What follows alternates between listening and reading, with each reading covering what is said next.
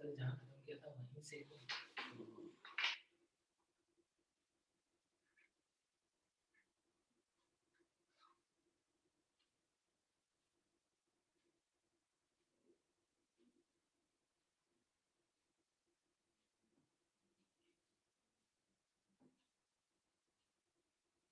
हो गया।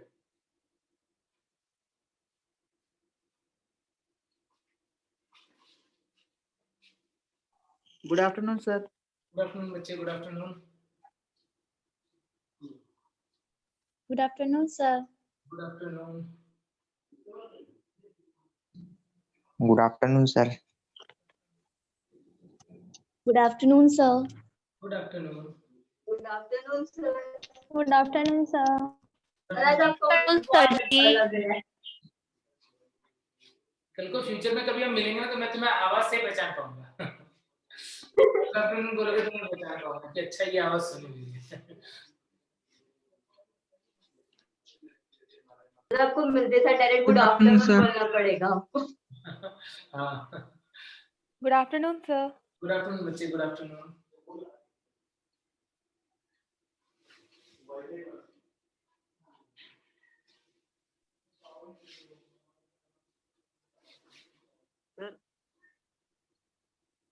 हेलो हाँ बच्चे, सर, कॉपर्स ग्लैंड और बल्बोयूरेथ्रल ग्लैंड सेम है क्या सर, कि अलग अलग? कॉपर ग्लैंड और बल्बोयूरेथ्रल ग्लैंड जो होता है ना, हाँ दोनों एक ही है बच्चे, एक ही है। मेल में होता है ना कॉपर और बल्बोयूरेथ्रल एक ही बात होती है, फीमेल में होता है वो बार्थोलिन। Thank you sir.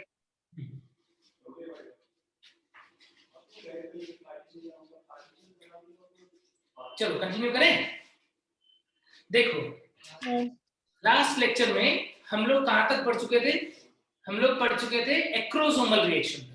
ये जो बोर्ड पे डायग्राम दिख रहा है, ये जो हमने पढ़ा था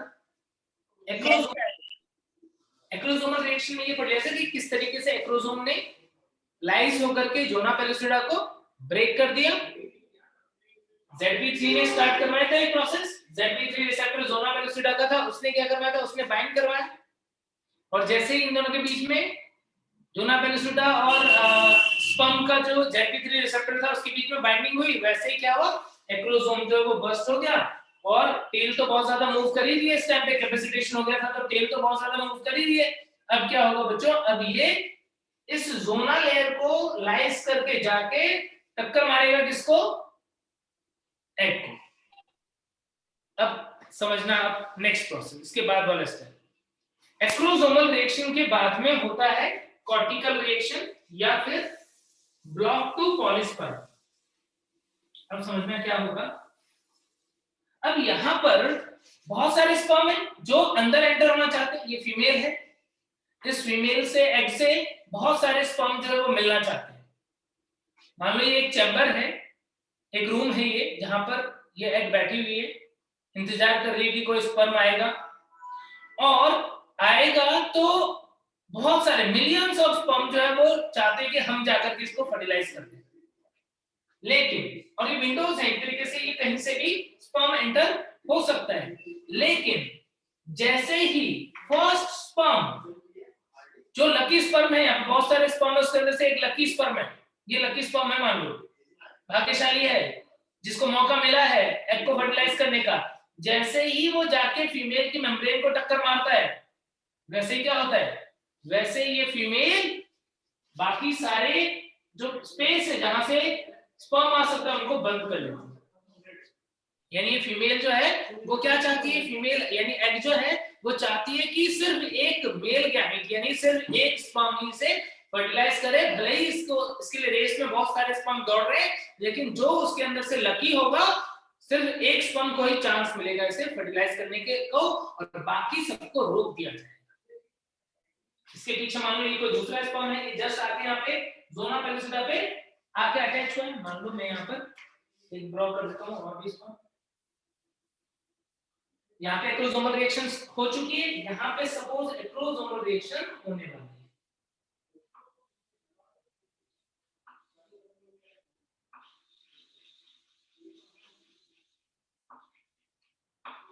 यहाँ पर एक्रोसोमल रिएक्शन जो है जस्ट होने वाला है। रेस में ये भी एकदम पास में है, किसके? ये लकी स्पर्म के, इसका नाम लकी है।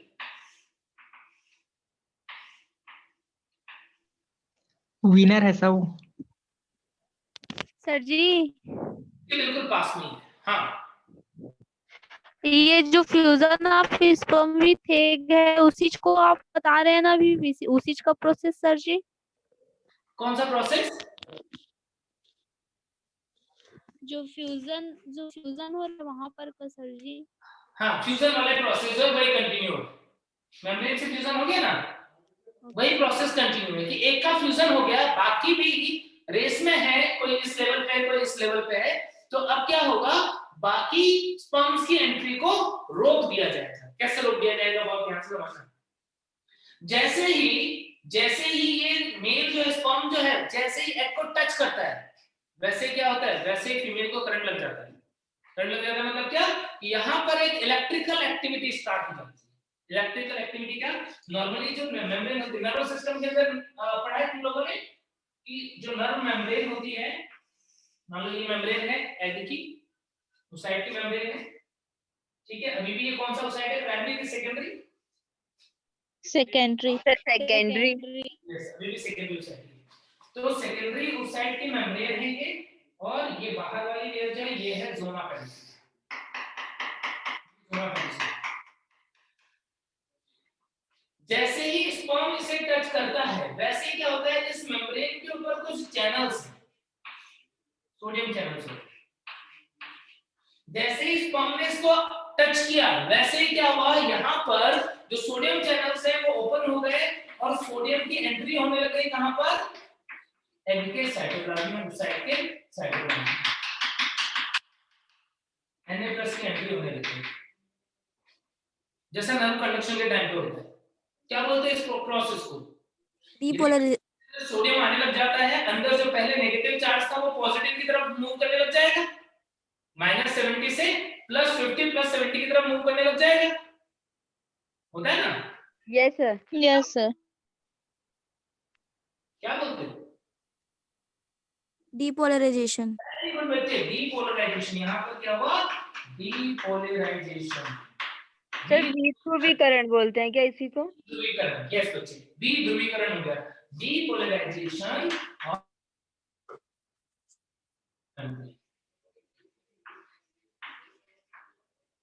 एग की मेम्ब्रेन से जैसे ही फ्यूज होता है वैसे क्या होता है, वैसे ही यहाँ मेम्ब्रेन को वैसे क्या हुआ, विध्रुवीकरण होने लग गया, डीपोलराइजेशन होने लग गया। डीपोलराइजेशन की वजह से क्या हुआ, सोडियम अंदर की तरफ आया, तो क्या अब पोलैरिटी चेंज हो गई है? Yes sir. पोटेशियम भी जाएगा ना। और यही विध्रुवीकरण के कारण क्या करता है, ये बाकी स्पर्म्स जो हैं उनको अटैच होने से रोक देता है, क्योंकि दोनों के बीच में एक इलेक्ट्रोस्टैटिक अट्रैक्शन भी होता है। जैसे ही मेम्ब्रेन का पोटेंशियल चेंज होगा, उसका बिहेवियर, उसकी एक्टिविटी चेंज हो जाएगी, और अब यहाँ पर स्पर्म अटैच नहीं होगा। यानी एक स्पर्म जो अंदर जान टच कर चुका है, ये तो लाइसिस करके अंदर चला जाएगा, लेकिन बाकी पूरी मेम्ब्रेन जो है वो एक तरीके से क्या हो गई है, नेक्स्ट स्पर्म के लिए इम्परमेबल हो गई है, वो उसको अटैच नहीं होने देगी। क्लियर हो गई बात? यस सर बताइए ना सर, प्रोसेस के सर द्वारा जी एक बार और बता। एक बार और। वापस से सुन लो। जैसे ही मेल जो है वो इसको टच करता है, फीमेल को टच करता है, यानी स्पर्म जो है वो एग को टच करता है, वैसे ही क्या होता है, फीमेल के मेम्ब्रेन में, एग के मेम्ब्रेन में डीपोलराइजेशन हो जाता है, सोडियम चैनल्स ओपन हो जाते हैं, सोडियम क्विकली अंदर आता है और उसकी पोलैरिटी रिवर्स हो जाती है। उस पोलैरिटी के रिवर्स होने की वजह से पहले जो स्पर्म जुड़ पा रहे थे अब वो स्पर्म से जुड़ नहीं पाएंगे, यानी एक से ज्यादा स्पर्म की एंट्री नहीं हो पाएगी। एक से ज्यादा स्पर्म का एंटर होना क्या कहलाता है? पॉलीस्पर्मी। पॉलीस्पर्मी टर्म सुना है क्या? पॉलीस्पर्मी का मतलब होता है एक से अधिक स्पर्म का एग में प्रवेश करना। सर फिर ट्विंस कैसे होते हैं? क्या बच्चे? ट्विंस जुड़वा बच्चे कैसे होते हैं फिर? ट्विंस बेबीज कैसे होते हैं? क्या कैसे होते हैं?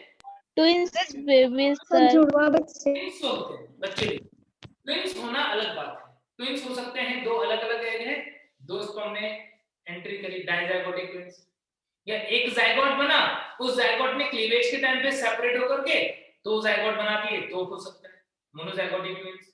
ठीक है, तो वो अलग चीज है। यहां पर एक एग के अंदर एक ही स्पर्म का एंटर करना बहुत जरूरी है। यदि मान लो दो स्पर्म से फर्टिलाइज करने में सक्सेसफुल हो जाते तो क्या होगा?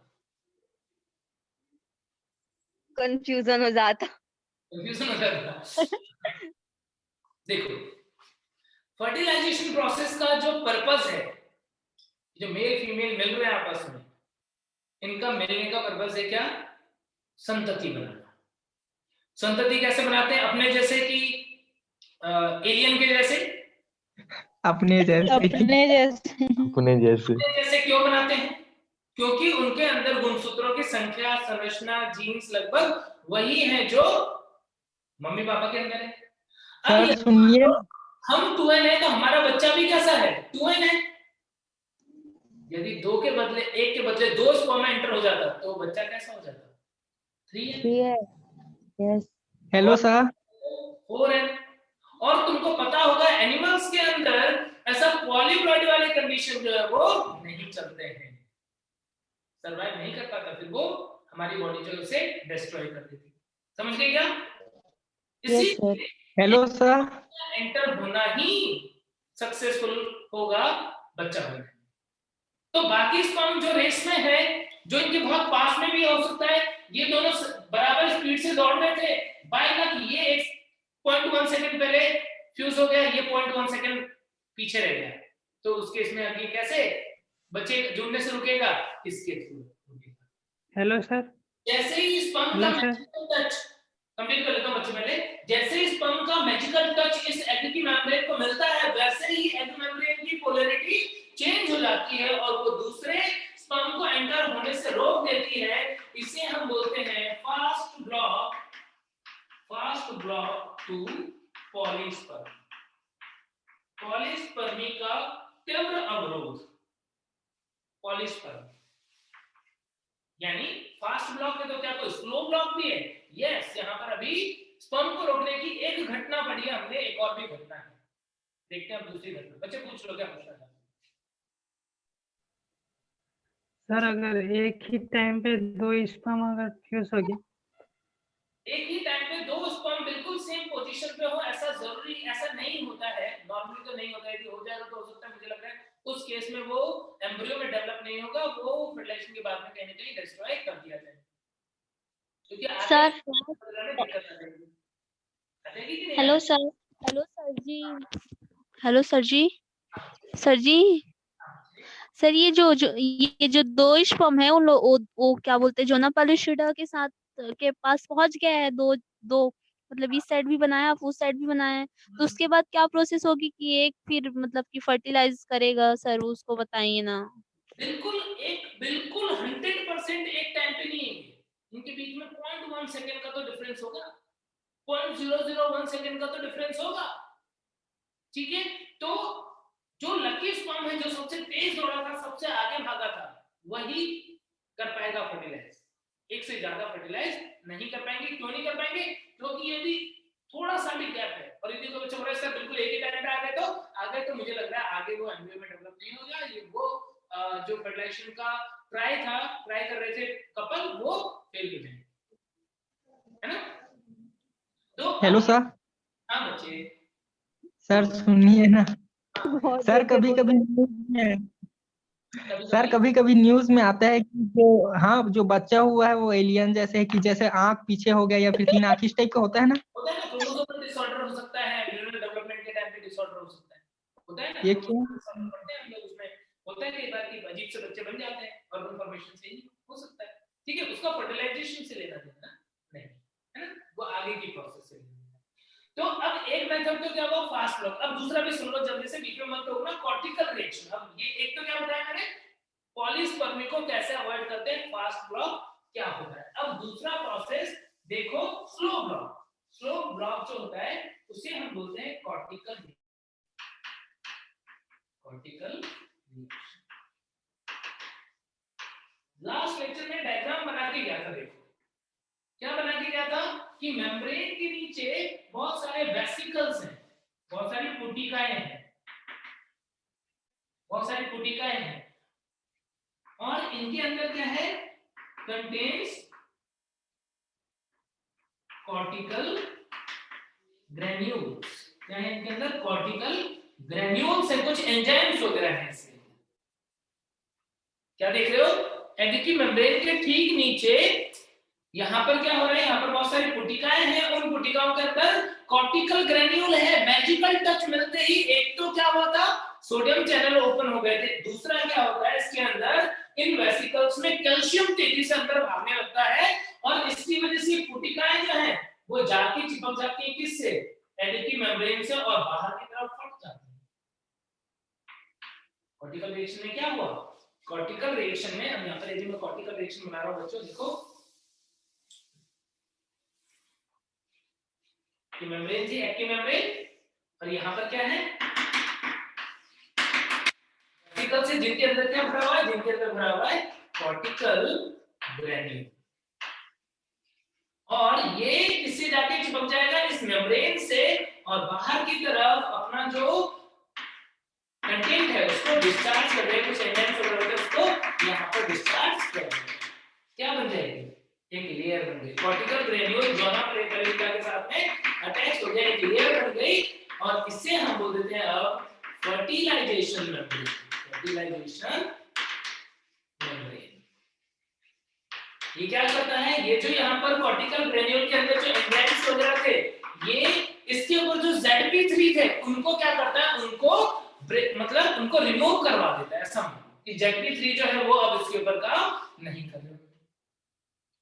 आई बात समझ में, कॉर्टिकल रिएक्शन में क्या होता है, जब वापस से सुनो ध्यान से, जब स्पर्म एडिकी मेम्ब्रेन को टच करता है तो उस टाइम पे जो कॉर्टिकल ग्रेन्यूल्स होते हैं वो फट जाते हैं मेम्ब्रेन से जुड़ के बाहर की तरफ, और जो पेरी वाइटलाइन स्पेस, इस स्पेस को बोलते हैं हम perivitelline space, perivitelline space, perivitelline space जो है, उस स्पेस के अंदर वो केमिकल एंजाइम जो है वो सीक्रेट कर देता है, जिसकी वजह से अब ये जोना पेनिसिलिया के ऊपर जो यहाँ पर ZP3 रिसेप्टर्स थे वो क्या हो जाएंगे, खत्म हो जाएंगे, डिस्ट्रॉय हो जाएंगे। क्या अब स्पर्म जुड़ पाएगा, नो सर। No sir. यदि ये ZP3 खत्म हो गया तो क्या अब स्पर्म जुड़ पाएगा, नहीं जुड़ पाएगा। इसका मतलब दोनों चीजें क्लियर हो गई, क्या कि एक तो फास्ट ब्लॉक जो पोलैरिटी में चेंज हुआ था उसकी वजह से, और दूसरा कॉर्टिकल रिएक्शन, ये दोनों किसको इनहिबिट कर देते हैं, पॉलीस्पर्मी को इनहिबिट कर देते हैं। इसे हम बोलते हैं स्लो ब्लॉक टू पॉलीस्पर्मी। ये दो चीजें बिल्कुल अच्छे से ध्यान रखना कि एक से ज्यादा स्पर्म एंटर क्यों नहीं कर पाता है, क्योंकि एक तो होता है फास्ट ब्लॉक डिपोलराइजेशन की वजह से, और दूसरा होता है कॉर्टिकल रिएक्शन की वजह से। क्लियर हो गई सबको बातें? Yes sir. अब नेक्स्ट स्टेप पे आ जाओ। अब क्या होगा, अब इसके अंदर डिस्चार्ज हो जाएगा क्या, न्यूक्लियस। अब हो जाएगा फोर्थ स्टेप, क्या बताया था मैंने तुमको, entry of nucleus, entry of male nucleus, या क्या बताया था, एंट्री ऑफ स्पर्म, बताओ एक बार हिंदी देख करके। Transfer of sperm. सर हाँ, transfer of sperm. Okay, transfer of sperm या entry of sperm to egg. अब नॉर्मली मैमल्स में बात करते हैं तो पूरा स्पर्म जाता है, ह्यूमन की बात करते हैं तो ह्यूमन के अंदर क्या होगा, देखो यहाँ पर क्या हुआ, अब बाकी स्पर्म जो है वो बेचारे काम से गए, अब वो बाहर ही पड़े रहेंगे, अब धीरे धीरे उनको डीजनरेट हो जाने का टाइम है, ये एंट्री इनको नहीं मिली। और यहाँ पर क्या होता है, दोनों का मेम्ब्रेन जो फ्यूज हुआ था, कैसे फ्यूज हुआ था, ये जो स्पर्म था यहाँ से एक्रोसोम ने इस वाले पोर्शन को डैश कर दिया था, एंड जो है उससे ये इस तरीके से फ्यूज हो जाता है, ऐसे फ्यूज हो जाता है, ये मिडिल पीस है, ठीक है। तो अब क्या होता है, यहां से न्यूक्लियस एंटर कर जाएगा, प्रॉक्सिमल सेंट्रियोल जो ये भी एंटर कर जाएगा और आ जाएगा किसके अंदर, यहां से मेम्ब्रेन रह जाती है पीछे, पूरा स्पर्म, इसलिए मतलब पूरा स्पर्म नहीं आता है, क्यों, क्योंकि मेम्ब्रेन जो है उससे जुड़ा हुआ रह गया, तो एंटर हो जाता है, क्या एंटर हो जाता है यहां से मेल न्यूक्लियस, कौन आ गया, मेल न्यूक्लियस, इसको बोल देते हैं मेल प्रोन्यूक्लियस, और प्रॉक्सिमल सेंट्रियोल, फीमेल के अंदर सेंट्रियोल नहीं होता है, एग के अंदर इस टाइप के, ठीक है, डीजनरेट हो चुका होता है। तो यहाँ पर दो चीजें एंटर हो गई, ये आ गया मेल का गैमेट, इसे बोल देते हैं मेल प्रोन्यूक्लियस, ये स्पर्म प्रोन्यूक्लियस, एंट्री हो गई इसकी। अब यहाँ पर एक और बात समझना बहुत ध्यान से, अभी तक ये एग कौन सी स्टेज में था, मेटा स्टेज में, मेटा फेज में, है ना। अब क्या होता है, जैसे ही ये एंटर हुआ, जैसे ही एंटर स्टार्ट हो जाता है मेम्ब्रेन जैसे स्टिमुलेट होती है उसके साथ में, तो उस टाइम पर ये क्या करता है, ये डिवाइड कर लेता है और दूसरी पोलर बॉडी का फॉर्मेशन कर देता है, ये होती है दूसरी पोलर बॉडी छोटी सी। यानी इस टाइम पे जब न्यूक्लियस रिलीज हुआ उस टाइम पर, यानी फर्टिलाइजेशन के टाइम पे, बार-बार बोल रहा था मैं, फर्टिलाइजेशन के टाइम पे जब इसका न्यूक्लियस एंटर होता है, ठीक उसी टाइम पे ये कन्वर्ट हो जाता है किसके अंदर, डेफिनेटिव ओवम के अंदर। अब ये क्या है, अब ये है ओवोटेड या डेफिनेटिव ओवम। आई बात समझ में, मियोसिस 2 का कंप्लीशन कब होता है, समझ गए सब बच्चे? Yes sir. अब देखो, अब इसके बाद में क्या होगा, कैरियोकाइनेसिस। अभी तक क्या चला था, अभी तक इनका साइटोप्लाज्म कैसे फ्यूज होगा वो प्रोसेस चल रहा था, अभी तक न्यूक्लियस फ्यूज नहीं हुआ है। अब नेक्स्ट स्टेप जो आएगा वो आएगा fusion of male and female pronucleus. अब हम बात करेंगे कि मेल और फीमेल जो है उनके प्रोन्यूक्लियस का फ्यूजन कैसे होता है और कैसे ये जाइगोट बन जाता है। अब लास्ट स्टेप है, अभी हमारा फर्टिलाइजेशन वाली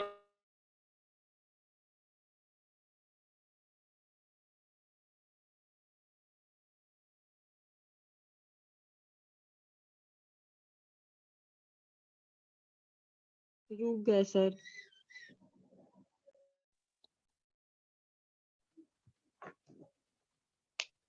हेलो सर सर। अटक गए हैं क्या? हाँ sir. Over sir.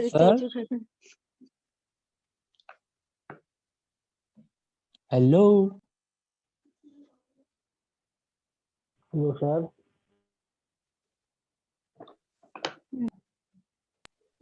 Hello sir जी। सर पहुंचा गया। हे भगवान, कौन है? बोलो। आ गया।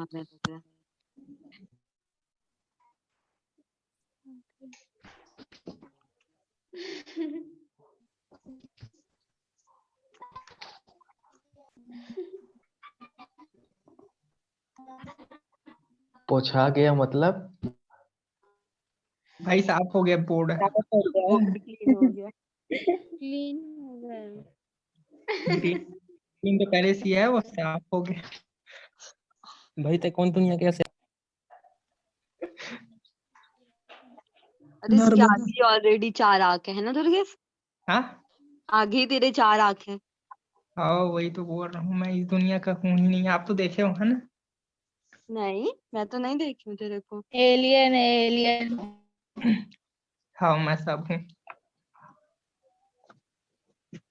ये सर कहाँ है यार?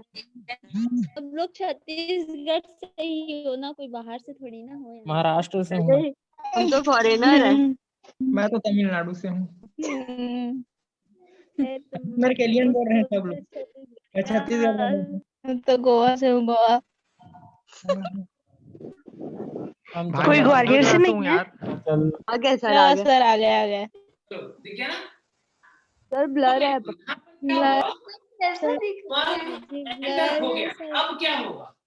अब यहाँ पर सर आप स्टॉप हो गए थे, हम लोग कुछ नहीं सुने, आप क्या पढ़ाए? कोई बात नहीं बच्चे, वापस से बता रहा हूँ। ये सर डायग्राम- अभी भी ब्लर दिख रहा है लेकिन पूरा। कोई बात अरे नहीं, आ जाएगा धीरे धीरे। वेट करो। ठीक है, तो यहाँ पर क्या हुआ? यहाँ पर हमने क्या देखा? मेल न्यूक्लियर जो है वो एंटर हो गया। ये डेफिनेटिव ओवम बन गया है। ये n है क्या? 22 प्लस x। और ये क्या है? सर ये न्यूक्लियर प्लस x या फिर y। अब ये जो क्रोमोसोम्स हैं इनके अंदर, न्यूक्लियस के अंदर एन ये भी है, एन ये भी है, और ये दोनों फ्यूज होने वाले हैं। तो इनकी मूवमेंट कैसी होती है? पहले क्या होता है? पहले जिस डायरेक्शन में स्पर्म आया उसी डायरेक्शन में न्यूक्लियस जो है वो आगे मूव करता है। उसे हम बोलते हैं स्पर्म पेनिट्रेशन पाथ। जिस डायरेक्शन में आया उसी डायरेक्शन में। फिर उसके बाद में स्पर्म कॉपुलेशन पाथ, एग का न्यूक्लियस मूव करता है, उसे बोलते हैं हम एग या ओवम। कोपुलेशन पाथ, और फिर होता है कैरियर। यानी पहले ये एंटर हुआ, अब एक पास आएंगे दो में, ये इधर से आया, ये इधर से आया, और इस जगह पर आकर के दोनों मिल जाएंगे। लेकिन एक कमाल की बात अब वापस से सुनना, उनको बड़ा अच्छा लगेगा सुन के। कंसेप्ट है ये जो, अब इसके तुरंत बाद में जैसे ही जायगोट बनेगा वैसे ही कौन सा डिवीजन स्टार्ट हो जाएगा? कौन सा डिवीजन स्टार्ट हो जाएगा? माइटोसिस। क्लीवेज होगा ना बच्चे? Yes sir. तो माइटोसिस होगा। अब माइटोसिस जब होता है तो नॉर्मली क्या होता है? एक इंटरफेज नाम की स्टेज आती है। उस इंटरफेज में एक एस फेज नाम का स्टेज आता है। उस एस फेज में डीएनए रेप्लिकेशन होता है। Yes sir. है कि नहीं? Yes sir. यहाँ पर क्या होता है? यहाँ पर बीच में ऐसी कोई स्टेज नहीं आने वाली है। जो भी चलना है वो साथ साथ में चले। यानी कि न्यूक्लियस आगे तो बढ़ रहा है लेकिन साथ साथ में ये मेल के अंदर जो क्रोमोसोम है वो इस टाइप का है। एग की जो क्रोमोसोम है अभी वो इस टाइप की है। मियोसिस 1 के बाद में क्रोमोसोम की कंडीशन क्या होती है? ऐसी होती है। मियोसिस 2 के बाद में, सॉरी, जब मियोसिस 2 कंप्लीट हो जाएगा तो उसके बाद एक क्रोमोसोम के पास कितने क्रोमेटिड रहेंगे? बोलो बोलो ना, नहीं पता है क्या? सर 4। नहीं, मियोसिस कंप्लीट होने के बाद एक क्रोमोसोम के पास एक ही क्रोमेटिड होता है। वो अच्छा, वो माइटोसिस में होता है। हाँ, अरे भाई, नॉर्मली क्रोमोसोम ऐसा होता है, हाँ। में ऐसा होता है। मियोसिस में होमोलोगस क्रोमोसोम्स ऐसे आए थे, अटैच हुए थे, मियोसिस 1 हुआ तो एक सेल के पास कैसा क्रोमोसोम पहुंचा? ऐसा 2 क्रोमेटिड। मियोसिस 1 के बाद में जब मियोसिस 2 कंप्लीट होता है तो ये ब्रेक हो जाता है और एक सेल के पास कौन सा क्रोमोसोम पहुंचता है? कुछ इस टाइप का, एक क्रोमेटिड वाला। आई बात समझ? तो यहाँ पर जो क्रोमोसोम है कैसा है? जैसा अभी तुमको डायग्राम में ये दिख रहा है इस टाइप का। लेकिन इसको तैयारी करनी है साथ क्लीवेज की तैयारी भी इसको साथ साथ में करनी है। तो ये मेल और फीमेल प्रोन्यूक्लियाई जो बन रहा है उसके अंदर इसका डीएनए रेप्लिकेट करता है और अंदर ही अंदर क्या करता है? ऐसे ये एक डीएनए और ये दूसरा डीएनए अपनी कॉपी जो है वो बना लेता है। फीमेल भी ऐसे ही अपने डीएनए की कॉपी बना लेती है। यानी नंबर ऑफ क्रोमोसोम दोनों के पास n है लेकिन क्रोमेटिड के कितने हैं? 2c, डबल है। क्या बात समझ में आई क्या? ये जेनेटिक वाला पार्ट हो गया, ये जेनेटिक्स वाला पार्ट। और ये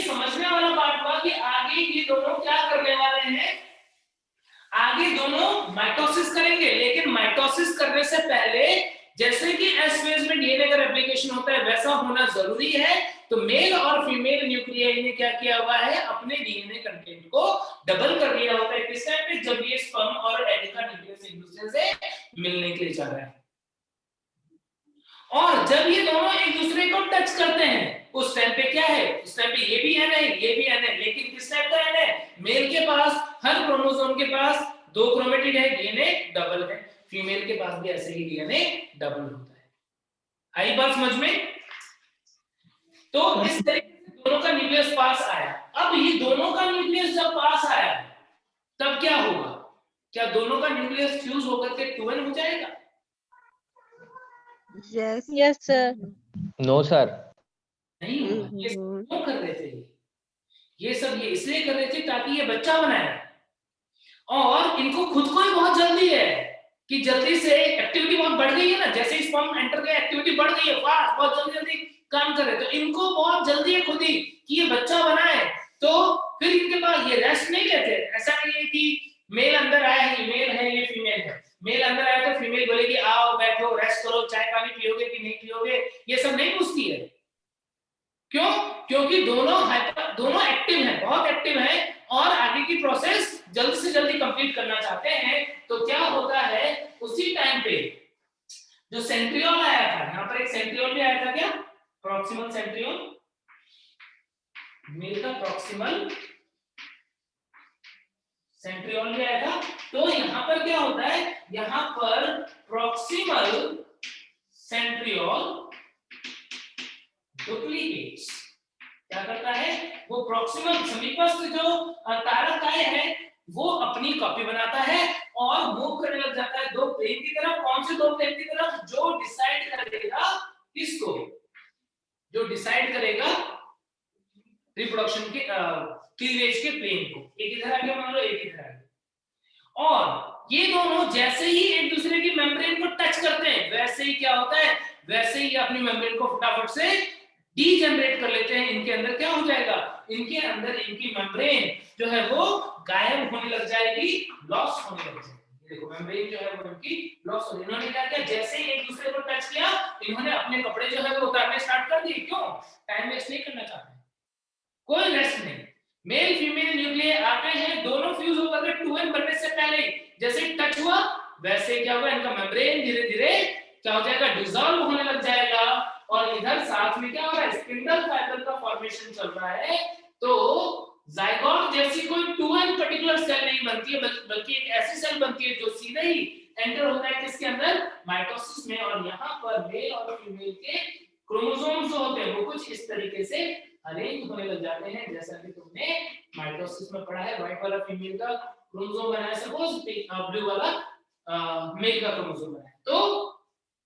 तो कितने क्रोमोसोम हो गए अब देख रहे हो, ये एक क्रोमोसोम है, तो मेल के 23 और फीमेल के 23, टोटल कितने 46 क्रोमोसोम ऐसे अरेंज हो जाते हैं। यही है हमारा जाइगोट,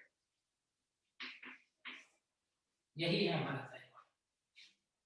यानी क्लीवेज स्टार्ट कर चुका होता है वो, जैसे ही दोनों के न्यूक्लियस पास में आते टच करते हैं वैसे ही इधर अंदर सेंट्रियोल डुप्लीकेशन चल रहा है, स्पिंडल फाइबर का फॉर्मेशन होता है और वो क्लीवेज वाले प्लेन पे अरेंज हो जाते हैं। एम्ब्रियो का डेवलपमेंट स्टार्ट हो गया, वन सेल एम्ब्रियो है ये।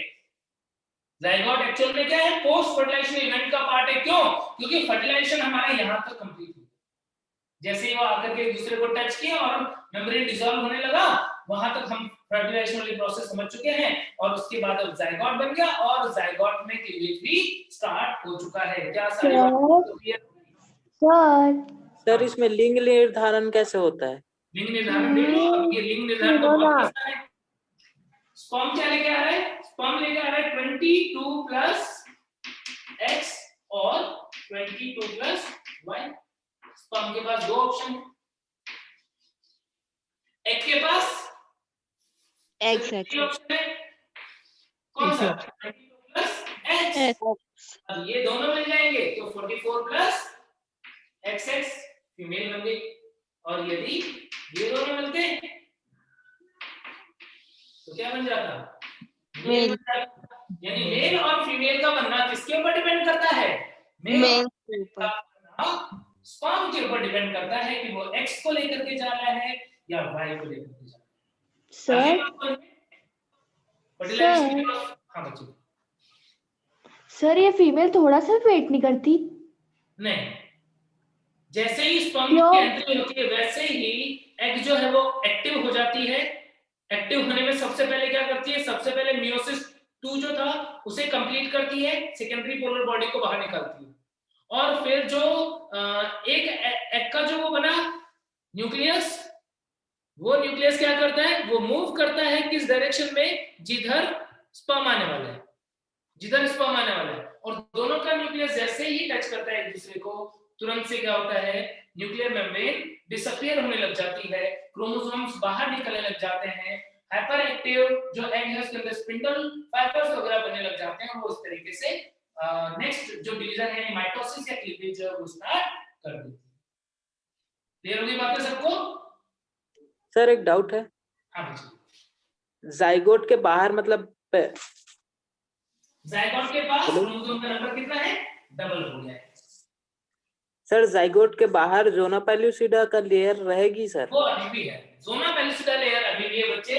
जोना पेलुसिडा लेयर का जो डिसोल्यूशन है वो ब्लास्टुला स्टेज में होगा, इम्प्लांटेशन के टाइम पे, उस टाइम पे जोना एच होती है, इसके बारे में पढ़ेंगे, बहुत जल्दी पढ़ेंगे अभी। अब इसके बारे में फर्टिलाइजेशन के रिलेटेड सारी बातें क्लियर हो गई सबको? कहीं पे कोई डाउट है क्या? सर पोलर बॉडी का कुछ यूजेस रहते हैं कि नहीं रहते? कोई यूज नहीं रहता। पोलर बॉडी बनी क्यों है? पोलर बॉडी इसलिए बनी है क्योंकि एग के अंदर कंटेंट ज्यादा से ज्यादा होना चाहिए, उसके अंदर स्टोर फूड वगैरह ज्यादा से ज्यादा होने चाहिए, ताकि वो जो एम्ब्रियो डेवलपमेंट की इनिशियल स्टेज है उसके लिए न्यूट्रिशन प्रोवाइड कर पाए, है ना। तो इसीलिए वो अपने साइटोप्लाज्म को लूज नहीं करना चाहते, इसलिए उसके अंदर दूसरी सेल जो बन रही थी वो छोटे साइज की बन रही थी, जिसके अंदर बहुत ही नेग्लिजिबल अमाउंट में साइटोप्लाज्म प्रेजेंट था। ठीक है, okay sir, thank you. Okay बच्चे, तो फिर अब इसके बाद में आगे देखते हैं। अब हम स्टार्ट कर रहे हैं किसका, एम्ब्रियो का डेवलपमेंट, एम्ब्रियोजेनेसिस। सर ट्विंस होने का क्या कंडीशन होता है? क्या हो बच्चे? ट्विंस का मैंने बताया ना बच्चे, क्या होता है कि नॉर्मली तो एक बार में एक ही एग जो है वो फीमेल ओवुलेट करती है, बट कुछ एबनॉर्मल केस में मान लो क्या हुआ, हमने देखा, मैं डायग्राम बना ही देता हूं, काम आएगा भी।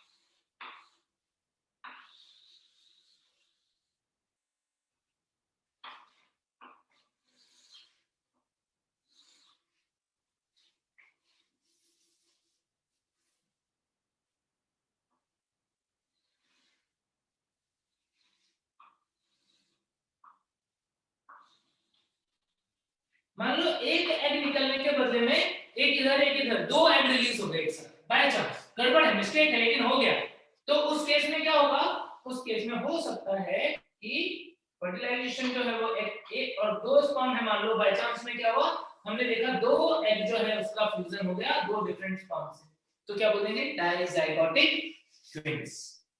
सर हर मंथ क्या बच्चे? अल्टरनेट होगा ना, अलग अलग ओव्यूलेशन? दोनों का जेनेटिक जो मेकअप होगा वो अलग अलग होगा, हो सकता है एक मेल हो एक फीमेल भी हो सकती है, या दोनों मेल भी हो सकते हैं, तो वो सारी चीजें पॉसिबल होंगी। ठीक है, यहां से हमने क्या देखा था, यहां से हमने देखा था कि ये ओवरी है मान लो, तो ओवरी से एग जो है वो रिलीज हुआ था कहां पे, सीलोम के अंदर, बॉडी कैविटी के अंदर, बॉडी कैविटी से जो फिमरी के अंदर कोर्स है, ऑस्टियम जो है उनसे ये आ गया कहां पर, उससे ये आ गया पहले इन्फंडिबुलम में कीप के अंदर, और कीप से ये जा रहा है किधर, एम्पुला की तरफ। ठीक है, कुछ इस तरीके से मूवमेंट हो रही है। स्पर्म जो है वो आ चुका था, स्पर्म जो है वो फीमेल के जो ओविडक्ट है उसके अंदर कितने टाइम तक सर्वाइव कर सकता है? आगे बच्चे ने मुझे क्वेश्चन भी पूछा था ये व्हाट्सएप पे, 48 आवर्स, 24 से लेके 48 घंटे। 48 आवर्स तक तो उसकी एक्टिविटी हाई रहती है, लेकिन यदि हम बात करें कि कितने टाइम तक वो 72 आवर्स, तो up to 5 days, up to 5 days. तभी याद नहीं है मैंने 7 डेज का सेफ पीरियड लेकर के मैंने तुमको पढ़ाया था, इधर 7 डेज इधर yes sir, yes sir, yes. Yes sir. Yes तो सर। बताया था क्यों? क्योंकि यदि तुमको पता है कि सीमेन जो है वो किस फॉर्म में था, वो कोगुलेटेड फॉर्म में था। सीमेन जो है वो कोगुलेटेड फॉर्म में था कि नहीं था? Yes sir. Yes sir. बाहर निकला तो कोगुलेटेड फॉर्म में था। यदि उस कोगुलेटेड फॉर्म में रहेगा तो क्या होगा, उसकी मोटिलिटी कम रहेगी, एक्टिविटी कम रहेगी, तो उस कंडीशन में वो ज्यादा टाइम तक भी जिंदा रह सकता है, अप टू 5 डेज। ठीक है, अब क्या हुआ देखो, स्पर्म यहां पर आया, स्पर्म और एग का मिलना कहां पर होता है, कौन से रीजन में? एम्पुला में। एम्पुला। है ना, एम्पुला वाला जो रीजन है उसके अंदर जो तुम्बिका वाला क्षेत्र होता है, उस वाले क्षेत्र में क्या होता है, फर्टिलाइजेशन होता है। फर्टिलाइजेशन बन गया। अब ये जायगोट, जायगोट डिवाइड करेगा 2 सेल एम्ब्रियो, फिर 4 सेल एम्ब्रियो, फिर 8 सेल एम्ब्रियो, 16 सेल एम्ब्रियो। कौन सी स्टेज आ गई, मोरूला स्टेज। मोरूला स्टेज के बाद में वो पहुंच गया किसके अंदर, ब्लास्टुला स्टेज में, और ब्लास्टुला स्टेज में ये एंटर हो गया किसके अंदर, यूट्रस के अंदर। एनसीईआरटी में दिया हुआ है ऐसा डायग्राम, यस सर। जायगोट के अंदर फर्स्ट क्लीवेज हुआ 2 सेल, फिर क्लीवेज हुआ 4 सेल, फिर क्लीवेज हुआ 8 सेल, फिर क्लीवेज हुआ 16 सेल, और उसके बाद में ये बन गया ब्लास्टोसिस्ट। अभी इस सबके ऊपर जितने भी स्टेज देख रहे हो, उन सबके ऊपर जोना पेनिसिला वाली लेयर प्रेजेंट है। अभी इनके अंदर जोना पेनिसिला वाली लेयर प्रेजेंट है, कुछ इस तरीके से। ब्लास्टुला जो होता है, ब्लास्टुला जो है, ब्लास्टोसिस्ट जो है, ये मोस्टली ह्यूमन के अंदर हम देखते हैं इम्प्लांटेशन कहां पर होता है, कौन से रीजन में, डायग्राम देखिए फंडस। यस, फंडस वाले रीजन में। अब यहाँ पर क्या हुआ, यहाँ पर ये जो ब्लास्टुला है, ब्लास्टोसिस्ट है, ये ब्लास्टोसिस्ट जाकर के अटैच हो जाता है एंडोमेट्रियम पे, और एंडोमेट्रियम पे अटैच होते टाइम अब यहाँ पर क्या होगा, अब यहाँ पर ये जोना वाली लेयर जो है वो ब्रेक होगी। जोना का ब्रेक डाउन यहाँ पर होता है, और इसकी कुछ सेल्स होती हैं वो ऐसे फिंगर लाइक प्रोजेक्शन बनाती हैं और अपने आप को एम्बेड कर लेते हैं किसके अंदर, यूट्रस के फंडस के अंदर, मोस्टली फंडस के अंदर। इस प्रोसेस को बोलते हैं हम इम्प्लांटेशन। कौन से दिन होता है,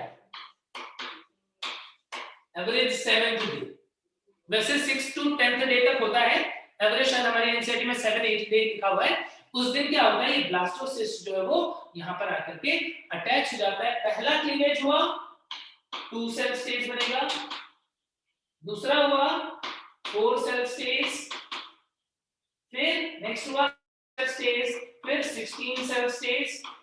ये 8 सेल और 16 सेल वाले जो स्टेज होते हैं इन्हें हम क्या बोलते हैं, मोरूला बोलते हैं। ये क्या है, ये स्टेज है मोरूला, यानी कोई ऐसा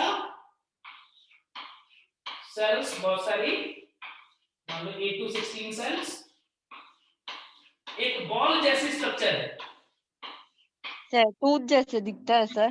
कोरक बोलते हैं क्या, हिंदी में कोरक बोलते हैं क्या, कि कुछ और बोलते हैं? सर मोरूला ही बोलते हैं जहां तक के। तो बहुत अच्छा, ये मोरूला है। मोरूला 8 सेल और 16 सेल स्टेज वाली कंडीशन होती है। फिर इस मोरूला में होता है कॉम्पैक्शन। मोरूला में क्या होता है, कॉम्पैक्शन, सघन हो जाता है। सघन होने क्या होता है, कोशिकाएं जो है वो कुछ जगहों पर अरेंज होने लग जाती है मोरूला से। फिर कोशिकाएं जो है वो किस तरीके से अरेंज होने लग जाएंगी, कुछ इस तरीके से, एक लेयर जो है वो पलटी पर रह जाएगी, बीच में जो है वो कैविटी बनने लगे कॉम्पैक्शन के टाइम पे, और कुछ सेल्स जो है वो ऊपर रह जाएंगे यहाँ पर।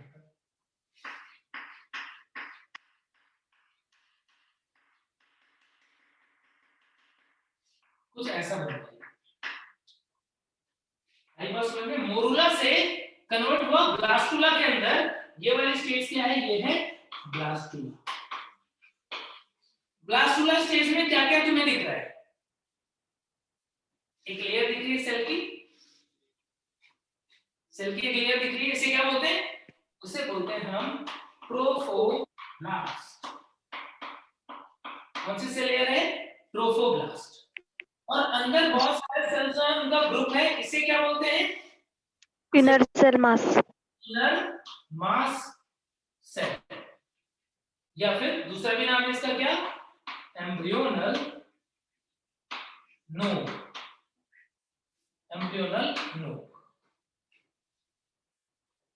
ये जो सेल्स 1 से 2 सेल बना, 2 से 4 बना, 4 से 8 बना, इन सेल्स को क्या बोलते हैं?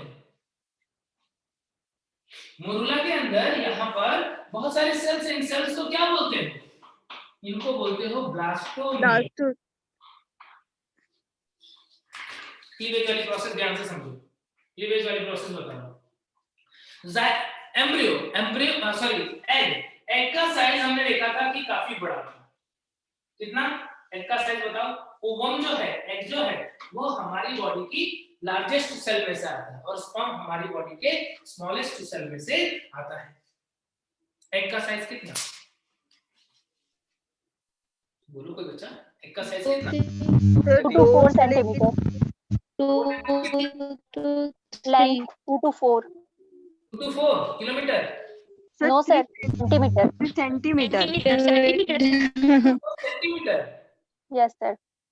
अरे बच्चे, यदि 2 to 4 सेंटीमीटर होता तो शायद मुझे लग रहा है तुम लोगों का जब मेंस्ट्रुअल साइकिल चलता है, मेंसेस जब चलते हैं तो उस टाइम पे अलग से दिखता है एक ओवम निकलता हुआ। सर तो फिर नहीं पता। नहीं पता sir. Sir 100 micrometre. 100 micrometre average पकड़ के रखो। इतना बड़ा नहीं होता है बच्चे, वो तो बहुत छोटा है, 0.1 mm के आसपास का होता है, बहुत छोटा है। 100 माइक्रोमीटर के आसपास का है। ये सेल का साइज बहुत बड़ा है। कितना है? 100 माइक्रोमीटर के आसपास। 100 to 150 या 200 तक हो सकता है। तो इतना बड़ा ओवम है। स्पर्म का साइज देखें तो नेग्लिजिबल है, वैसे भी स्पर्म का तो सिर्फ न्यूक्लियस ही आया है, तो कोई दिक्कत ही नहीं। अब क्या होगा? अब जो क्लीवेज वाली प्रोसेस होती है, जिसको हिंदी में हम बोलते हैं विदलन, विदलन वाली प्रक्रिया। विदलन वाली प्रक्रिया में क्या होता है? नॉर्मली जब सेल डिवीजन होता है, अभी तुमने देखा कि इंटरफेस था क्या? फर्स्ट डिवीजन में तुमने देखा, ये वाला माइटोसिस तो मैंने तुम्हें बताया है। जाइगोट बनते टाइम क्या बताया? देखो, मेम्ब्रेन टच हुई और दोनों के क्रोमोसोम स्पिंडल फाइबर पे अरेंज हो गए। क्या इंटरफेस आया था क्या? नो क्या सर। साइटोप्लाज्मिक ग्रोथ हुआ था क्या? नहीं हुआ था। तो क्लीवेज के अंदर क्या होता है? क्लीवेज के अंदर G1 एंड G2 फेज जो है वो एब्सेंट होता है, यानी उसके अंदर क्लीवेज की प्रक्रिया के अंदर साइटोप्लाज्मिक ग्रोथ या कोशिका द्रव्य वृद्धि नहीं होती। सीधे ही क्या होता है?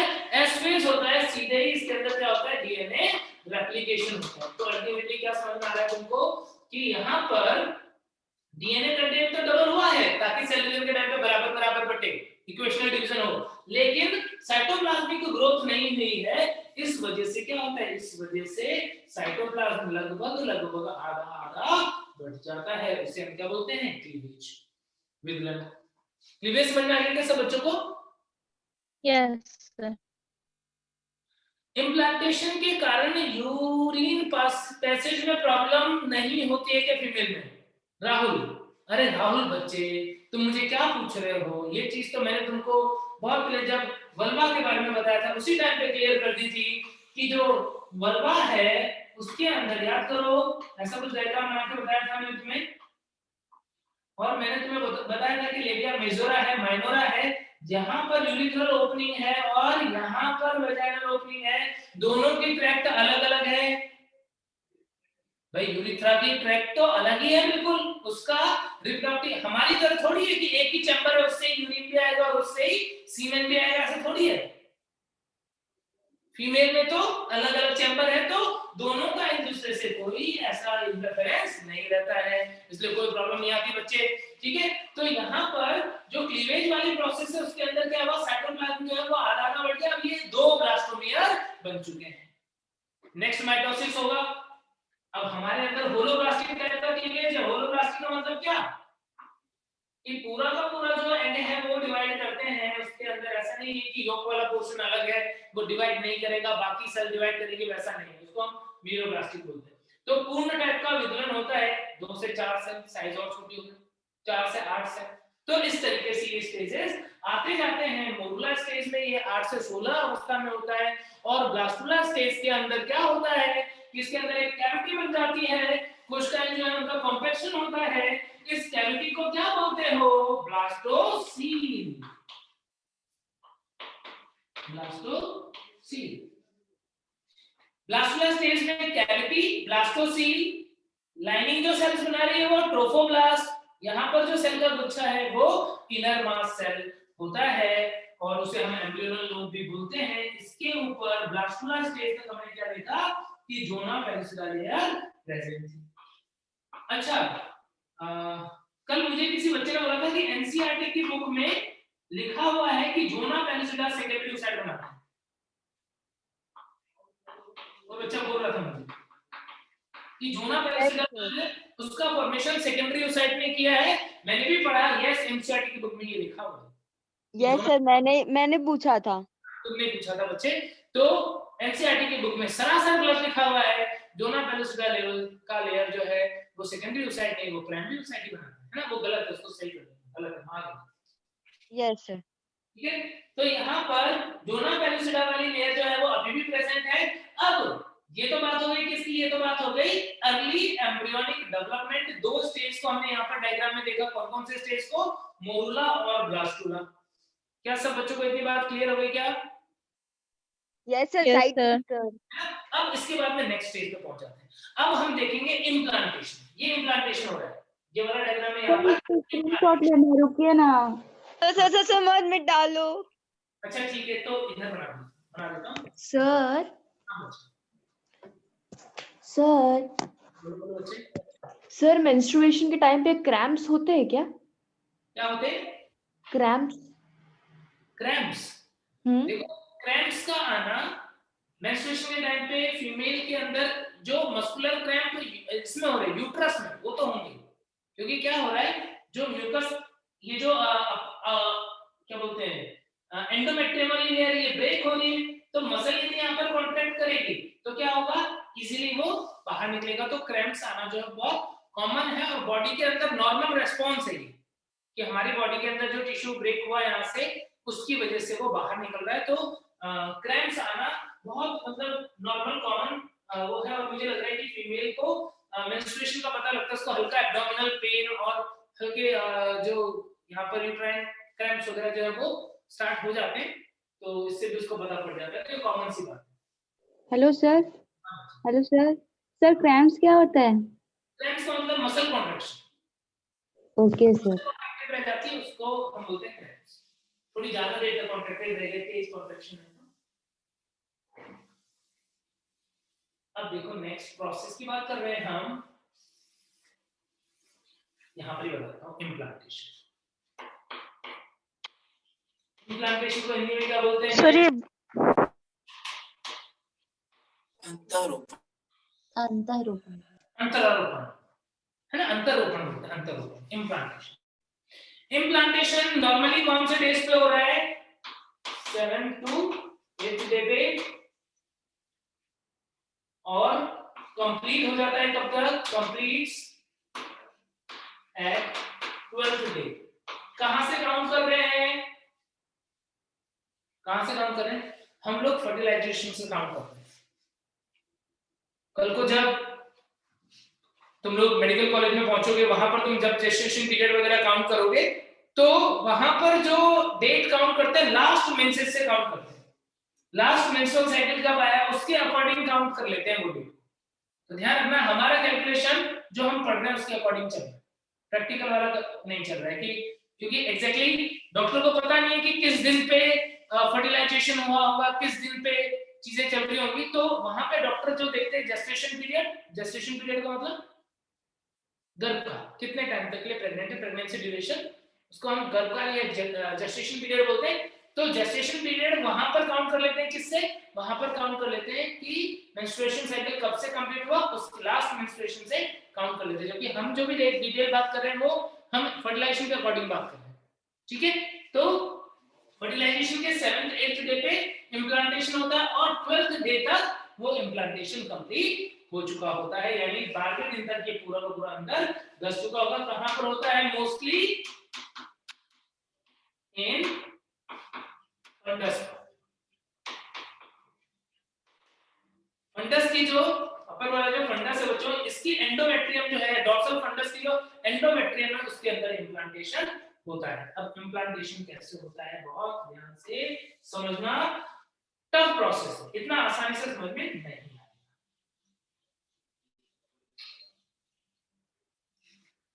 देख पा रहे हो कि एंडोमेट्रियम जो है उसके अंदर विलाई फिंगर लाइक प्रोजेक्शंस जो है वो बहुत ज्यादा है।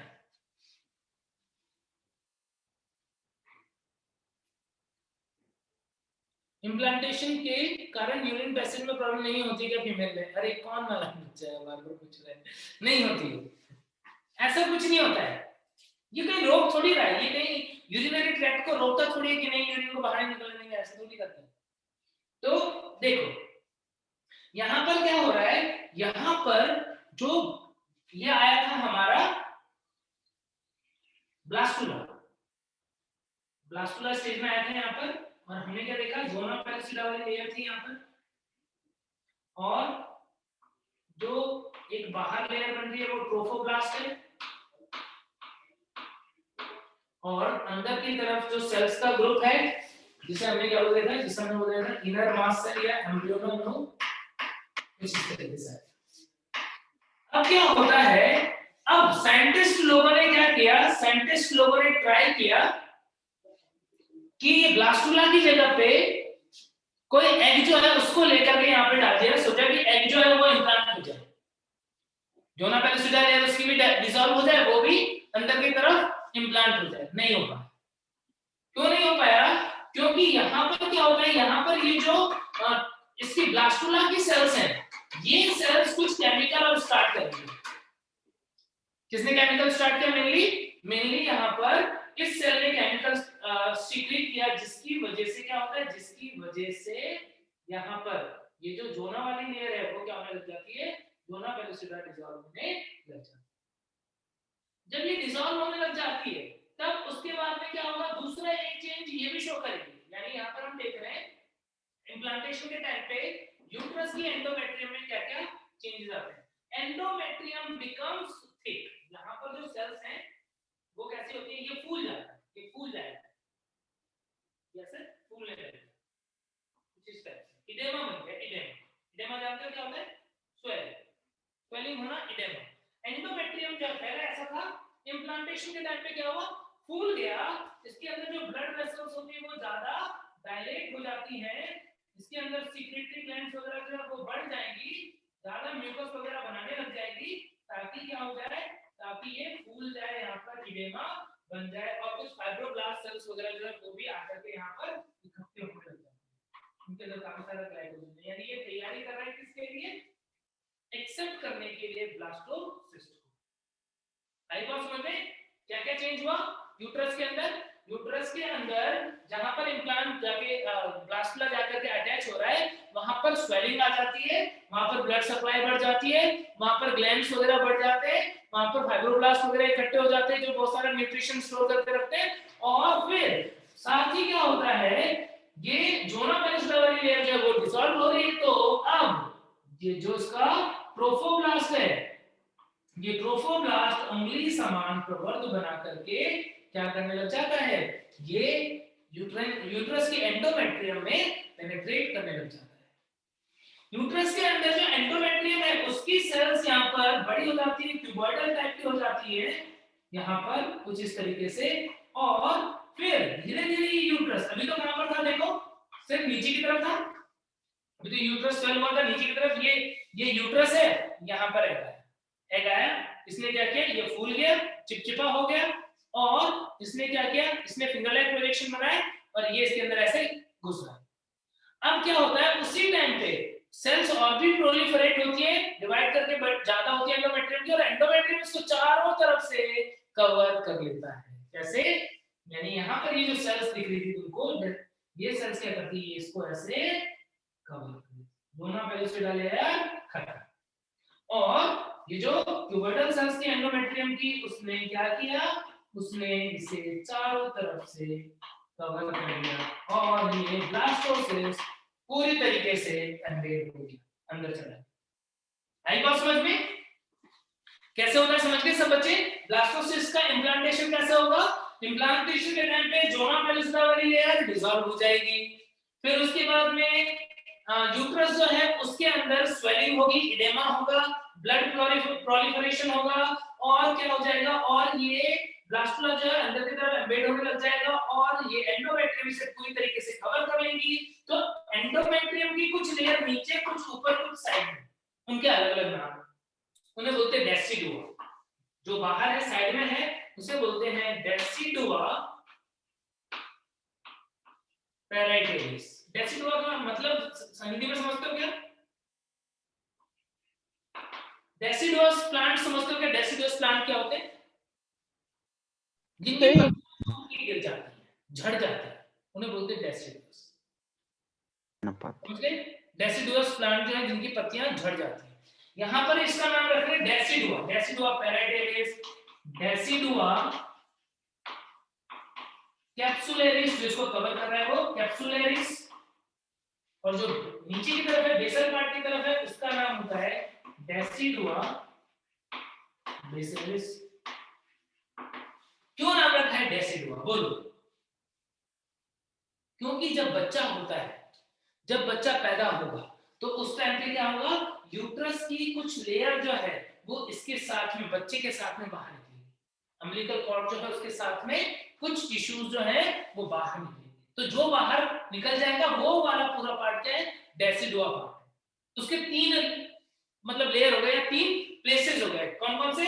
एक जो एम्ब्रियो को कवर करके रखेगा उसे हम डेसिडुआ कैप्सुलरिस बोल देंगे, जो साइड में होंगे उन्हें डेसिडुआ पैराइटलिस बोल देंगे, और जो बेसल पार्ट पे जिससे ये प्लेसेंटा के थ्रू अटैच था उसे बोल देंगे डेसिडुआ बेसिलिस। और ये स्ट्रक्चर जो उंगली समान प्रबंध बना, जो किससे अटैच हो गया है, जो एम्बेड हो गया है, अटैच हो गया है एंडोमेट्रियम में, यही पार्ट को हम क्या बोलते हैं? अपराबन। अपराबन क्या है और क्या काम है अपरा का? प्लेसेंटा का क्या काम है? न्यूट्रिशन प्रोवाइड करना, पोषण प्रदान करता है, कार्बन डाइऑक्साइड, और उत्सर्जन भी वही कराता है, और एक्सक्रीशन में हेल्प करता है, और और ग्लैंड की तरह काम करता है, कुछ हार्मोन भी बनाता है। कौन सा hormone? Progesterone, progesterone, estrogen, HCG. HCG, very good बच्चे, एचसीजी क्या है ये? एचसीजी, एचसीजी सर एचसीजी भी होगा क्या? एचपीएल भी बनाता है। एचसीजी क्या होता है? ह्यूमन क्रोनियोनिक गोनाडोट्रोपिक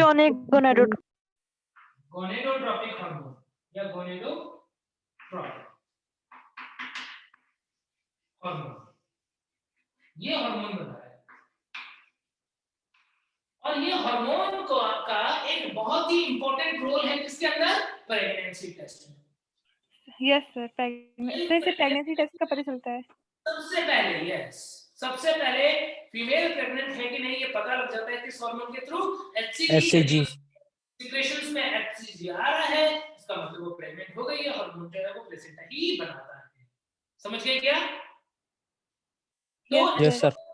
प्रोजेस्टेरोन बनाएगा, एचसीजी बनाएगा, ह्यूमन कोरियोनिक गोनेडोट्रोपिक हार्मोन, और एचपीएल बनाएगा। एक बच्चे को एचपीएल क्या होता है? Human placental lactogen, lactogen, human placental lactogen. बाद में जाकर के इससे रिलैक्सिन हार्मोन जो है वो भी बनता है, और ऑक्सीटोसिन हार्मोन भी बनता है पार्चुरेशन के लिए।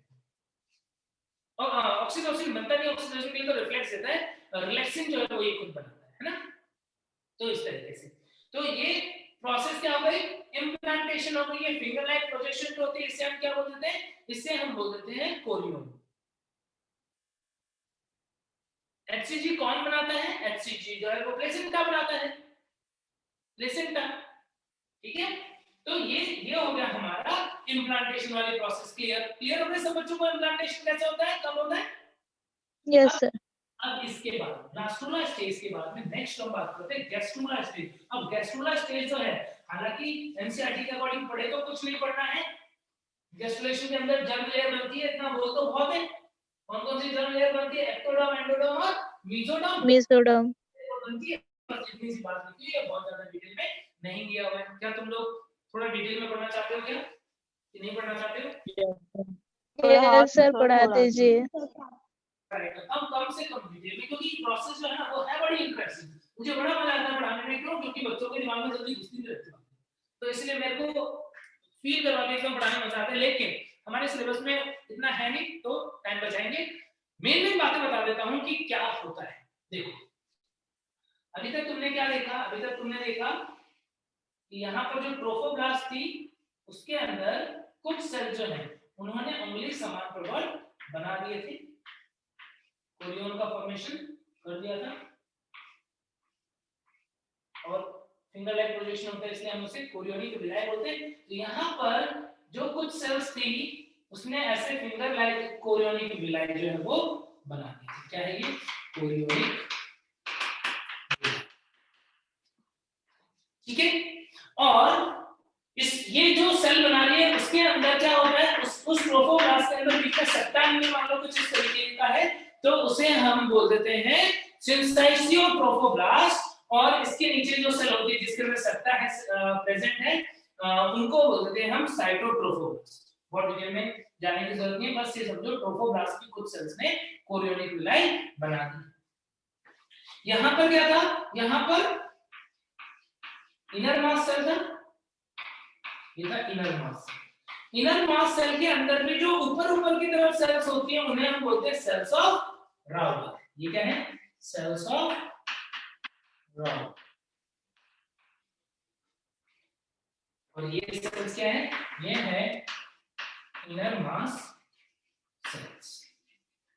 अब क्या होता है? अब ये सेल्स ऑफ राउटर डीजनरेट होने लग जाता है, और इनर मास सेल जो कि एक बहुत सारे गुच्छे के फॉर्म में था वो अरेंज होने लग जाता है इसके फॉर्म में, एक सिंगल लेयर की फॉर्म में। यानी बाद में हमने देखा तो स्ट्रक्चर जो है उसमें कुछ चेंज हो गया, ये कोरियोनिक विलाय है। और एक बात ध्यान रखना, ये जो कोरियोनिक विलाय है बच्चों, ह्यूमन के अंदर किस टाइप का होता है? ह्यूमन के अंदर जो प्लेसेंटा होता है वो हीम कोरियल टाइप का होता है, क्योंकि ये फीमेल के मैटरनल ब्लड में डायरेक्टली कनेक्शन बना के रखेगा, इसलिए हीम कोरियल टाइप का होता है। अभी एंडोमेट्रियम के अंदर क्या है? यहाँ पर इसके उंगलियों के पास में क्या है? यहाँ पर सारी ब्लड सप्लाई देखा था हमने भी डायग्राम के अंदर।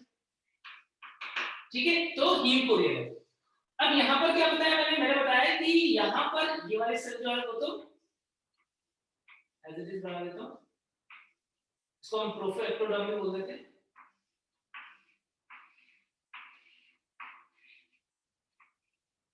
ये ट्रोफोब्लास्ट है। ये जो इनर मास सेल थी वो अब अरेंज हो जाते हैं किसकी फॉर्म में? वो अरेंज हो जाते हैं ऐसे क्यूबॉइडल सेल की एक लेयर की फॉर्म में।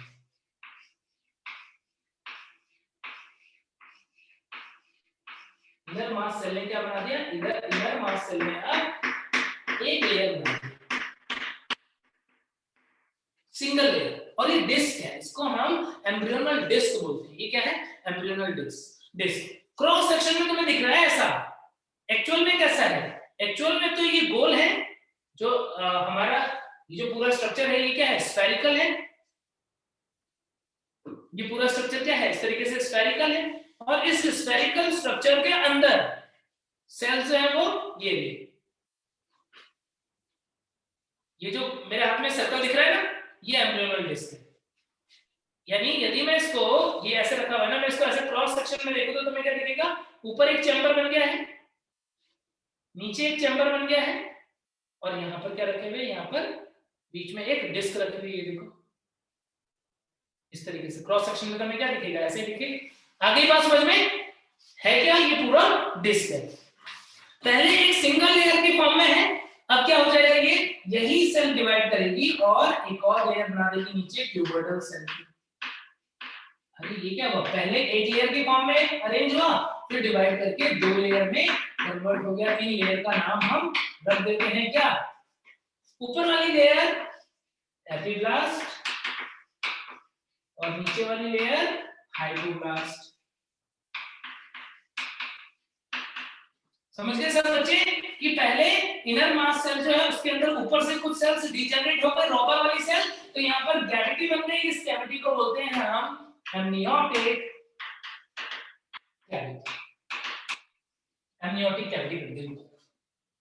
ठीक है, नीचे तो ब्लास्टोसिस्ट है, ब्लास्टोसील अभी वैसे दिख रहा है, मैंने इसको कुछ और नाम नहीं दिया। और जो सेल्स यहाँ पर गुच्छे में थे वो सेल्स एक डिस्क की फॉर्म में, एक चपटी की फॉर्म में अरेंज हो गए। क्रॉस सेक्शन में हमें ऐसा दिख रहा है ये, और पहले सिंगल लेयर होती है, बाद में डिवाइड होकर के 2 लेयर बन जाती है, एपिब्लास्ट और हाइपोब्लास्ट। ये ध्यान रखना, hypoblast play no role in embryonal development. Hypoblast जो है इसका आगे कोई एम्ब्रियोनल डेवलपमेंट में पार्ट नहीं होगा। धीरे धीरे देखना ये रिप्लेस हो जाएगा, ये खत्म हो जाएगा, कुछ और आ जाएगा। क्या आ जाएगा? अब क्या होता है, ये एपिब्लास्ट की जो सेल्स हैं, ये सेल्स ऐसी लॉन्ग सेल्स थी,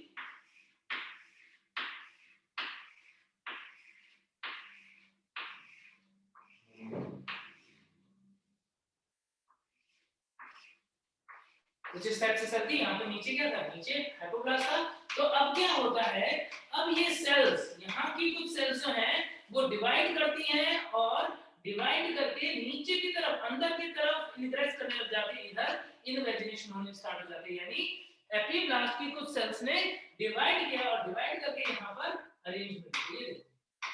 और जब ये सेल अरेंज होगी तो क्या होगा बताओ? हाइपोब्लास्ट हो गई गायब, और हाइपोब्लास्ट की जगह किसने ले ली? इन सेल्स ने ले ली जो एपिब्लास्ट के डिवीजन से बनी थी। ऐसा हो गया। यानी कुछ टाइम के बाद में हमने देखा, इसे डायग्राम में चेंज कर रहा हूं, क्या हुआ यहाँ पे बीच में से कुछ सेल्स जो हैं, एक डिप्रेशन बनता है पहले यहाँ पर, ऐसा डिप्रेशन बनता है, और यहाँ से सेल्स डिवाइड कर करके क्या करती हैं, इस हाइपोब्लास्ट के अंदर आने लगती है, और ये हाइपोब्लास्ट को पूरी तरीके से रिप्लेस करती है। सेल्स को डिवाइड करके आ रही है और हाइपोब्लास्ट को रिप्लेस कर दिया। क्या बन गया? एक नई लेयर, हाइपोब्लास्ट की जगह पे एक दूसरी लेयर बन गई। अब इस लेयर का नाम है क्या? इस लेयर का नाम है एंडोडर्म। क्या बन गया है? एंडोडर्म। तुम्हें कोई क्वेश्चन पूछेगा कि बताओ एम्ब्रियोजेनेसिस के टाइम पे सबसे पहले जो लेयर बनती है वो कौन सी है? एक्टोडर्म, मेसोडर्म या एंडोडर्म? कौन सी जर्म लेयर सबसे पहले बनती है? क्या बोलोगे? एंडोडर्म। एंडोडर्म। और क्या हो रहा है? ये जो बीच में मैंने यहाँ पर इसको पतला बनाया, वो क्या हुआ? ये एम्ब्रियोनल डिस्क ऐसा था क्या भाई? ये तो तुमको क्रॉस सेक्शन में ऐसा दिख रहा है ना, यहाँ पे ऐसा दिख रहा है, ऐसा कट किया हुआ है तो इसलिए। लेकिन यदि मैं इसको ऐसे रख दूं तो क्या होगा? कुछ ऐसा दिखेगा, गोल चपटी जैसा। चपटी जैसे संरचना में यहाँ पीछे की तरफ से कॉटल एंड यानी पूंछ वाला जो भाग होगा, उससे सिर वाले भाग की तरफ यहाँ पर क्या होता है? एक पतली सी ट्यूब जैसी बनने लग जाती है, डिप्रेशन बनता है, और जो कि ऊपर की तरफ फूला होता है। ये कॉर्डल पार्ट है, और ये टेल वाला पार्ट है। ये हेड वाला पार्ट है, सिफेलिक पार्ट, और ये टेल वाला पार्ट। यहाँ पर क्या हो रहा है? एक ट्यूब बन गई। अब इसी चक्की को जो सुला के रखा हुआ है सीधा कर दूंगा तो बीच में तुम्हें एक गड्ढा दिखेगा क्या? दिखेगा कि नहीं? यस। ये रहा बीच में गड्ढा। ठीक है, इसे हम बोलते हैं प्रिमिटिव स्ट्रीक। क्या बोल देते हैं? प्रिमिटिव स्ट्रीक बोल देते हैं। और ये हेड जो इसे बोल देते हैं हेंसन्स नोड। प्रिमिटिव स्ट्रीक और हेंसन नोड जो है वो इस तरीके से बन जाता है। ठीक है, आगे क्या होगा? सर जी हाँ जी, थोड़ा जल्दी देखते हैं। सर जी, आप ये हाइपो जो प्लास्ट लिखाए थे उसके जगह एंडोब्लास्ट हाइपोब्लास्ट सेल खत्म हो गई, उसकी जगह ले ली एंडोडर्म ने। सबसे पहले बन गया हमारा एंडोडर्म। अब क्या होता है? देखो, एंडोडर्म बन के तैयार हो गया। यहाँ पर मैं नीचे बना दे रहा हूँ, ये बन गया हमारा एंडोडर्म। और एंडोडर्म की सेल्स जो है वो कवर कर लेती है किसको? यहाँ पर कुछ इस तरीके से, जो ब्लास्टोसिस्ट था हमारा वहां। अब क्या होता है? अब इसके बाद में एपिब्लास्ट की कुछ सेल्स जो हैं वो डिवाइड करके नीचे की तरफ आती हैं, और वो डिवाइड करके क्या करती है? इन दोनों के बीच का स्पेस जो है वो ऑक्यूपाई करने लग जाती है, बीच में घुसने लग गई। किसके? एपिब्लास्ट और एंडोडर्म के बीच में। इस तरीके से यहां से टूट के इस तरीके से घुस। अब जो लेयर बनेगी, ये जो लेयर बनी सेल्स की, इसे हम क्या बोलते हैं? इसे बोलते हैं हम मीसोडर्म। यानी एंडोडर्म पहले बनता है, फिर उसके बाद क्या बनता है, उसके बाद बनता है मीसोडर्म। और मीसोडर्म बनने के बाद में ये जो सबसे ऊपर वाली लेयर है ये कन्वर्ट हो जाती है खुद किसके अंदर, एक्टोडर्म के अंदर। यानी एपिब्लास्ट खुद अब कन्वर्ट हो जाता है किसके अंदर, एक्टोडर्म के अंदर। तो इस तरीके से 3 लेयर बन जाती हैं। कौन कौन सी, एंडोडर्म, मीसोडर्म और एक्टोडर्म। क्या बिल्कुल सीक्वेंस में पता पड़ा सबको कि क्या होगा? सर एक्टोडर्म कहाँ से बना? एक्टोडर्म एपिब्लास्ट से बना। मैंने जो ये डायग्राम सबसे पहले डायग्राम बनाया उसमें मैंने तुम्हें क्या बताया कि 2 लेयर बनी। पहले सबसे पहले एक लेयर बनी, उससे 2 लेयर बनी, एपिब्लास्ट और हाइपोब्लास्ट। मैंने तुम्हें क्या बताया कि हाइपोब्लास्ट वाली लेयर जो है उसका एम्ब्रियो के डेवलपमेंट में रोल नहीं होता है, एपिब्लास्ट से ही सब कुछ होगा। तो एपिब्लास्ट ने क्या किया, डिवाइड करके सबसे पहले एंडोडर्म बनाया, फिर उसके बाद मीसोडर्म बनाया, उसके बाद एक्टोडर्म बनाया। ठीक है, यहां पर प्रिमिटिव स्ट्रीक जो है वो किसने बनाया, वो सबसे ऊपर वाली लेयर पे से बना। जब ये डेवलपमेंट चल रहा होता है उस टाइम पर ये क्या होता है, उस टाइम पे ही यहाँ पर एक डिप्रेशन इनवेजिनेशन बनता है। कुछ इस तरीके से सेल्स है वो इनवेजिनेट होती है, वो मीसोडर्म का ही पार्ट बन जाती है। और फिर क्या होता है, ऊपर की तरफ एक डिप्रेशन इस तरीके से बन रहा था, ऊपर की तरफ डिप्रेशन ऐसा बन रहा था एक्टोडर्म से। अब तो एक्टोडर्म बोलोगे ना इसको, जहां पे ये वाला सबसे ऊपर की तरफ कुछ ऐसा डिप्रेशन बन रहा था। ये सेल्स कौन सी हैं, ये सेल्स है एक्टोडर्म।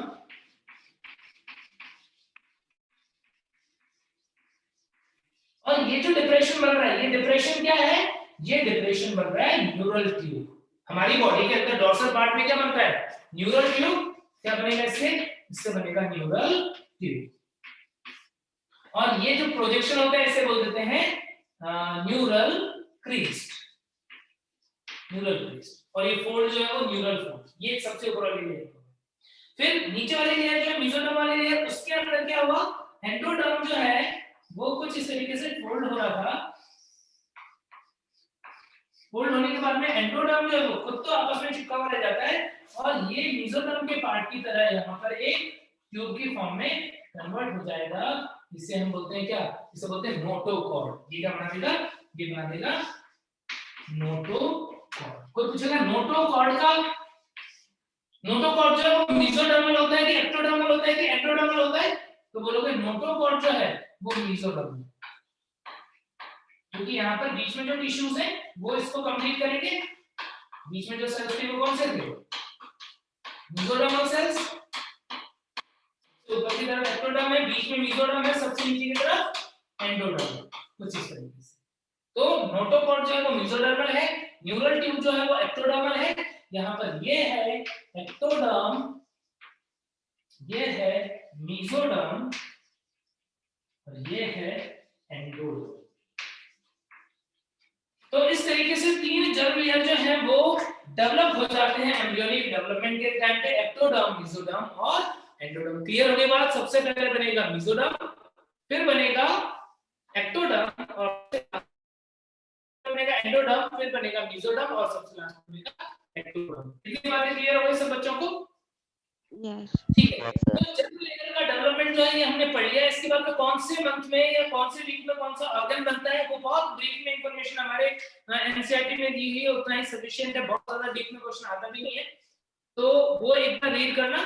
फिर कैसे पार्चुरेशन होता है, कैसे इनकी मेम्ब्रेन भी बताऊंगा अभी एम्ब्रियो के अंदर, एमनियन, कोरियन और एलेंटॉइस ये सब कैसे बनती है, यॉर्क साइट कैसे बनता है, वो थोड़ी सी बातें हम कर लेंगे नेक्स्ट लेक्चर में। चलो इतना सब लोग अच्छे से पढ़ लेना, फिर मिलते हैं, ठीक है? Okay sir, thank you sir. Thank you sir. ठीक है, चलो bye. Sir 1 minute, sir screenshot लेना है, 1 मिनट। ये तुम जब पूरा वीडियो ऐसा हो तो एक बार और देखोगे तो स्टेप्स जो मैंने पढ़ाए थे उनकी स्क्रीनशॉट ले लोगे तो तुमको ज्यादा हेल्प मिल जाएगी, क्योंकि मैंने क्या किया एक ही डायग्राम में नेक्स्ट स्टेप जो है वो यहाँ पे समझा दिया। ठीक है, चलो मिलते हैं।